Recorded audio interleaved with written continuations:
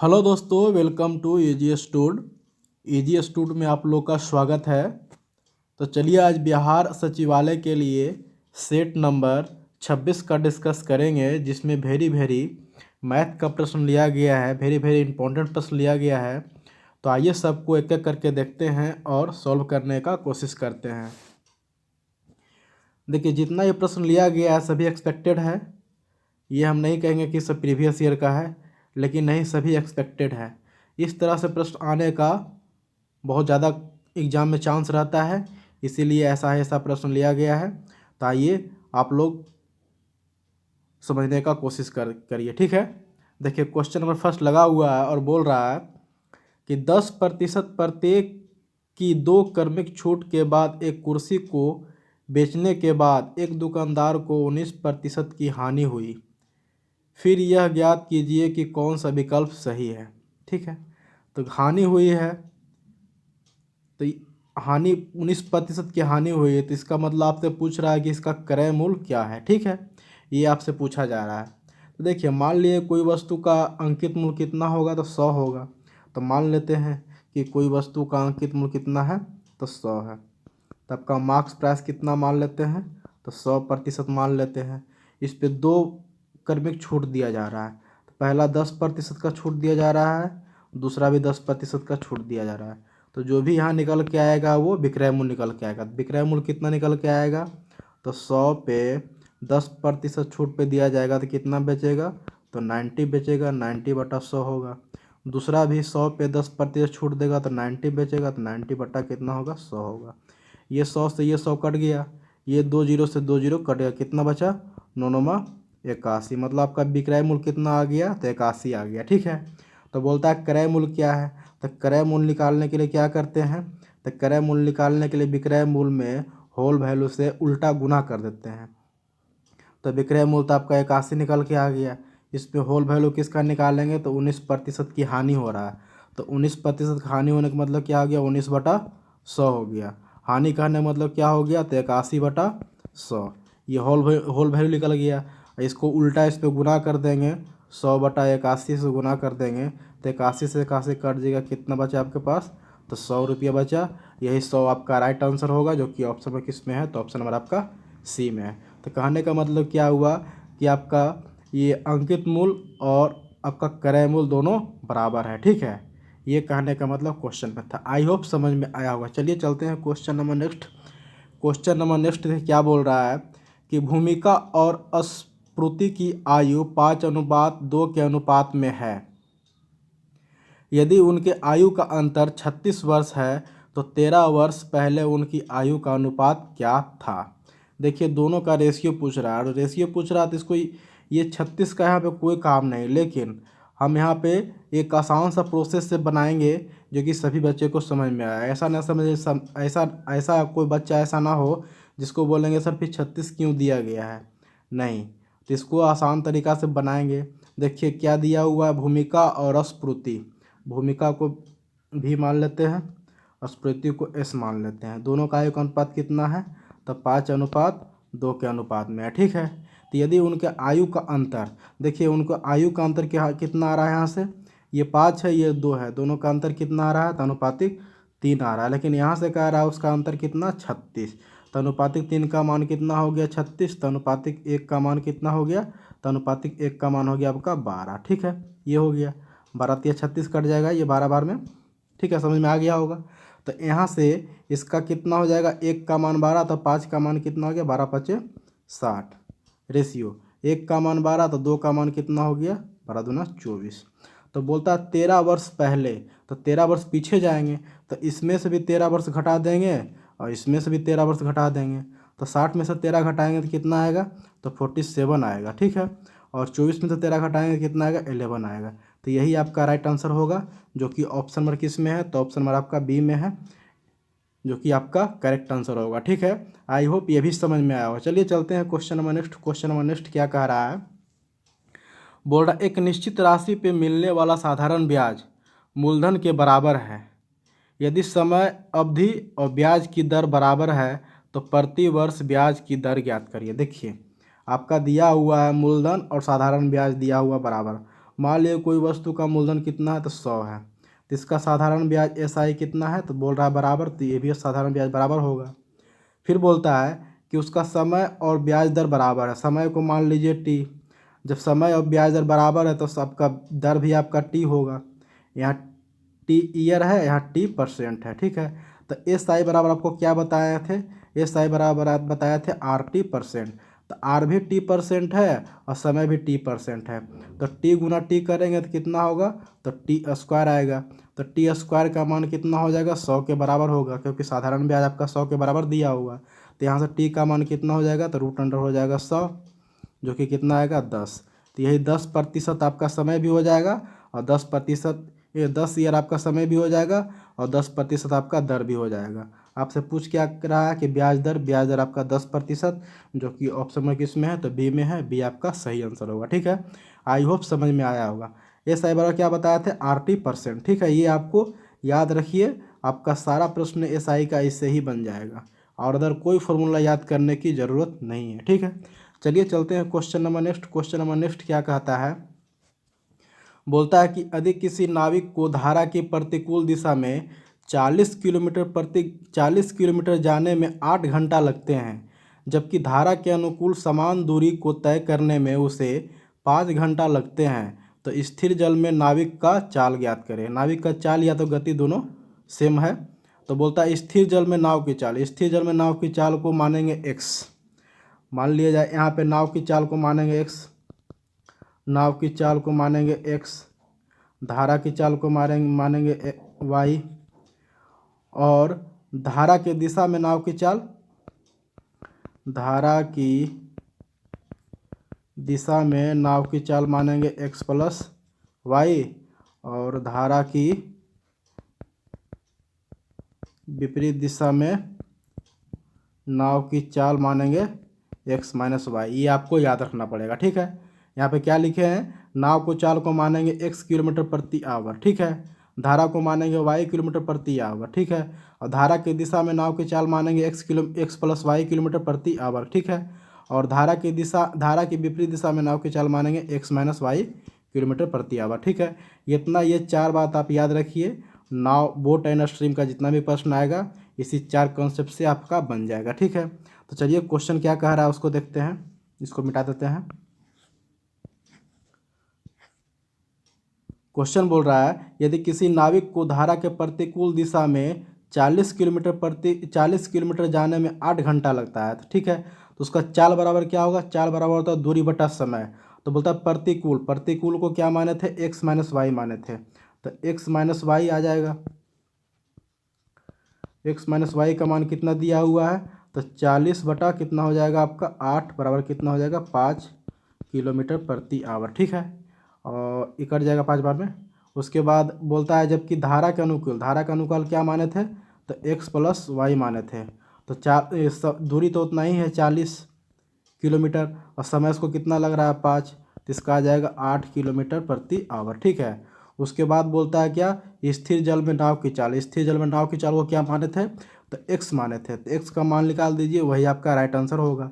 तो जब x minus Y बराबर 5 हो, x प्लस वाई बराबर 8 हो, तो x का मान निकालने के लिए क्या करते हैं, जोड़ का आधा। तो 8 5 कितना होता है 13, 13 बटा 2 करेंगे तो 6.5 किलोमीटर प्रति आवर आ जाएगा। और यही आपका राइट आंसर है, जो कि ऑप्शन में किस में है, तो ऑप्शन नंबर आपका डी में है, ठीक है। आई होप ये भी समझ में आया होगा। चलिए चलते हैं question number next. Question number next क्या कहता है, देखिए ये भी बहुत अच्छा सा प्रश्न है। कुछ बच्चे इसमें कंफ्यूज कर जाएंगे, लेकिन कंफ्यूज करना नहीं है, ठीक है ना। बोलता है ए 4 दिन में एक काम का 1/5 भाग को कर सकता है और बी समान कार्य का 1/6 भाग 5 दिनों में कर सकता है, तो वे मिलकर काम करते हैं तो वे काम कितने दिनों में पूरा हो जाएगा, ठीक है। देखिए ये भी आसान सा प्रश्न है। बोलता है 1/4 काम करता है कितना दिन में, तो 4 दिन में। 1/5 काम करता है कितना दिन में, तो 4 दिन में। तो एक काम कितना दिन में करेंगे, तो ये गुना हो जाएगा 4 5 20। तो यहाँ से कहने मतलब क्या हुआ, एक दिन में कितना काम कर रहा है, तो 20 काम कर रहा है, ठीक है। उसके बाद बी है, तो बी कर रहा है 1/6 काम कितना दिन में कर रहा है, तो 5 दिन में कर रहा है, ठीक है। तो एक काम कितना दिन में करेगा, 5 6 30, तो बी कर रहा है 30 दिन में। ये तो समझ में आ गया होगा। ये देखिए इस तरह से था, इसको सिंपल बदल दिए, तो ए कर रहा है 20 दिन में, बी कर रहा है 30 दिन में, ठीक है। यहाँ तक तो समझ में आ गया होगा, ठीक है।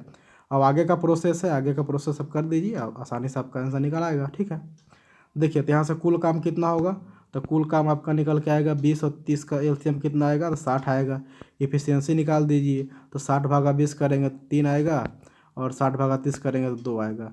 तो यही टोटल काम को ये दोनों मिलकर कितना करेगा, तो ए एक दिन में करता है 3 काम, बी एक दिन में करता है 2 काम, दोनों मिलकर कितना कर रहा है 5 काम। तो ये कर जाएगा कितना बार में, तो 12 बार में कर देगा। 12 डे आपका समय लगेगा, 12 दिन आपका राइट आंसर होगा, जो कि ऑप्शन नंबर किस में है, तो ऑप्शन नंबर आपका ए में है। ठीक है, आई होप ये भी समझ में आया हो। चलिए चलते हैं question number next. Question number next क्या कहता है, बोलता है कि √22 प्लस √5 प्लस √20/4 प्लस 12-1 का मान कितना होगा। ठीक है, जब भी ऐसा प्रश्न रहे तो इसको इधर से बनाते आना, पीछे से बनाते आना है, पीछे से बनाते जाना है, और यहाँ तक आके लास्ट कर देना है। ठीक है, तो पहले देखिए ये रूट वाला काम करेंगे, अंदर वाला। ठीक है, ये छोटा रूट वाला काम करेंगे, तो 20/4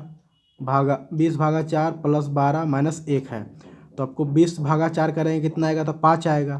तो 5 + 12 का कितना करेंगे, तो 12/5 कितना होता है, तो 12/5 17 होता है, -1 करेंगे तो 16 होगा। √16 आ गया, जो कि आता है कितना, 4 आएगा। ठीक है, उसके बाद यहाँ देखिए 5 है, यहाँ देखिए 5 है, और यहाँ पे देखिए 4 है, 5 4 9 हो गया।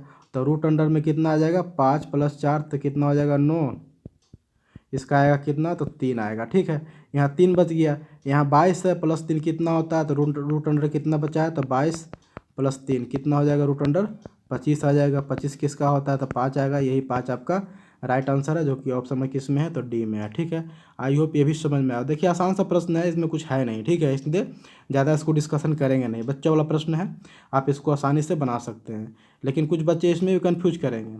ठीक है, इसलिए सही तरीके से बनाना है। चलिए चलते हैं question number next. Question number next क्या कहता है, देखिए ये HCF का प्रश्न है।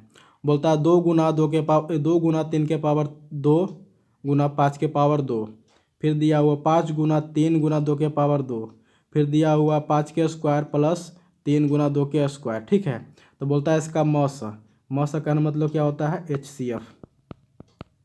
HCF निकालना। HCF क्या होता है, HCF वह संख्या जो दी हुई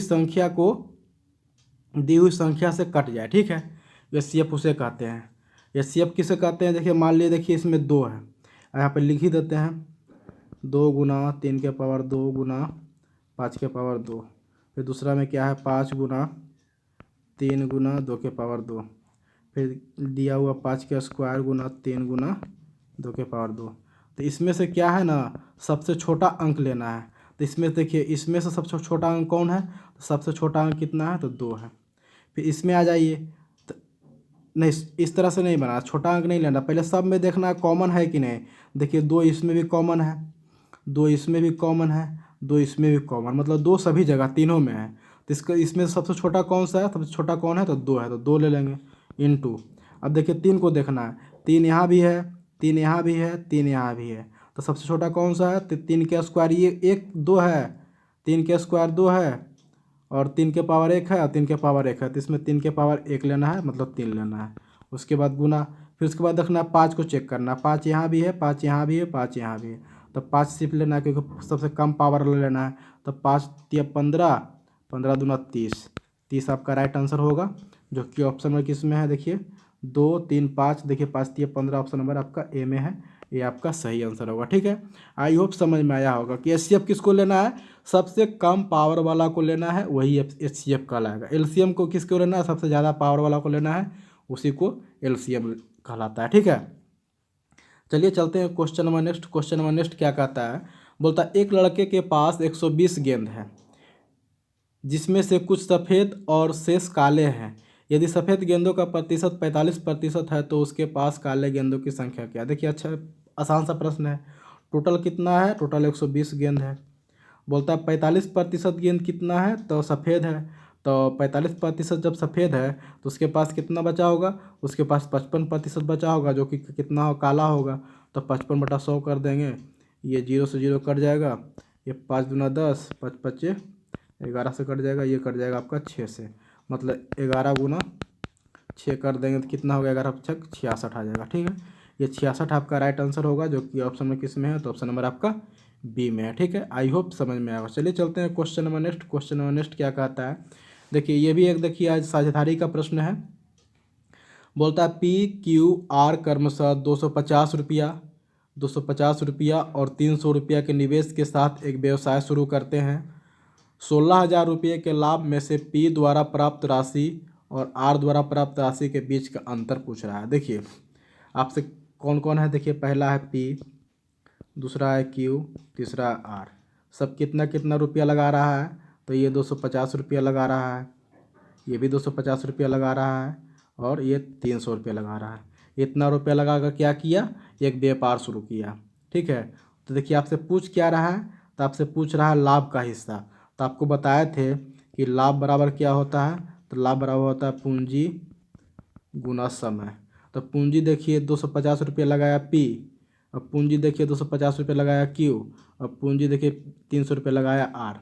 बोलता है कि 1600 रुपया का 16,000 का लाभ हुआ तो एक वर्ष में, तो सब में एक गुना कर दीजिए, सब में गुना कर दिए तो उतना ही रह जाएगा। इसको रेशियो निकाल दीजिए, 0 0 0 कट गया। ठीक है, 5 से कट जाएगा, 5 5 25, 5 5 25, 5 6 30। मतलब क्या आ गया, लाभ का अनुपात हो गया 5:6 आ गया। लेकिन बोलता है यहाँ 1600 रुपया का लाभ हुआ, यहाँ से कितना लाभ हो रहा है, तो 5 5 10 10 तो 16, तो अनुपातिक 16 का मान यहाँ कर देते हैं। अनुपातिक 16 का मान कितना है, तो 16,000 के बराबर है।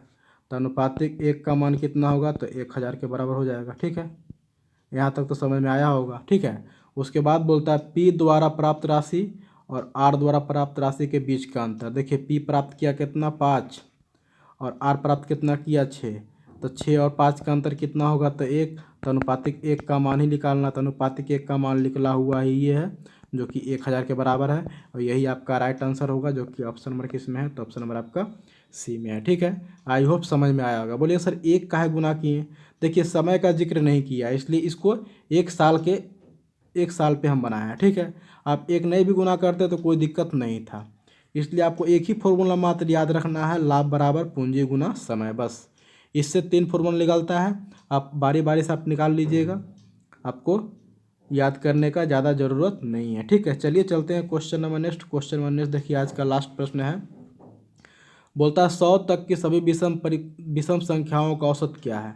देखिए विषम संख्याओं का औसत क्या होता है, तो n/2 होता है। तो n का मान 100 है, बटा 2 कर देंगे, आ जाएगा कितना 50। 50 आपका राइट आंसर होगा जो कि ऑप्शन नंबर किसमें है, तो डी में है। ठीक है, नहीं तो ऐसा समझ में नहीं आता। तो ये 100 तक का कहने का मतलब क्या, विषम संख्या पहला होगा 1, दूसरा होगा 3, तीसरा होगा 5, ऐसी डॉट डॉट डॉट करके कितना तक आ जाएगा, तो 99 तक आ जाएगा। ठीक है, देखिए दो संख्याओं का बीच का अंतर कितना है 2, यहाँ भी अंतर कितना होगा 2, यहाँ भी अंतर कितना होगा 2। जब अंतर समान हो तो औसत निकालने के लिए क्या होता है, लास्ट संख्या प्लस फर्स्ट संख्या जोड़ देंगे और बटा 2 करेंगे। 99 प्लस 1 करेंगे तो कितना आएगा, तो 100 आएगा। 100 बटा 2 करेंगे कितना आएगा, 50 आएगा।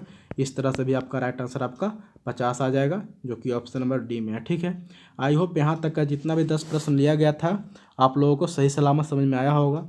अगर जो कहीं भी कंफ्यूज हुए होंगे या तो समझ में नहीं आया होगा तो प्लीज़ आप कमेंट करिए, आपको अगले वीडियो में फिर से उस क्वेश्चन को डिस्क्राइब कर दिया जाएगा। ठीक है, तो आज के लिए इतना ही रखते हैं, और आप लोग से एक विनती निवेदन है और रिक्वेस्ट है कि अगर जो वीडियो आप लोग को अच्छा लगता है प्लीज़ सब्सक्राइब कर लीजिए जो भी नए बच्चे हैं, और लाइक कर दीजिए और शेयर कर दीजिए। ठीक है, और थोड़ा सा भी ज़्यादा अच्छा लगता है कि कुछ नया कंटेंट मिला है सीखने का, तो प्लीज़ आप एक कमेंट कर दीजिए, जिससे कि एक मोटिवेशन बना रहेगा और आप तक इस तरह से वीडियो आता रहेगा। ठीक है, बस इतना ही से मेरा रिक्वेस्ट है आप लोगों से, और कुछ नहीं है। चलिए आज के लिए इतना ही, थैंक यू, धन्यवाद, बाय।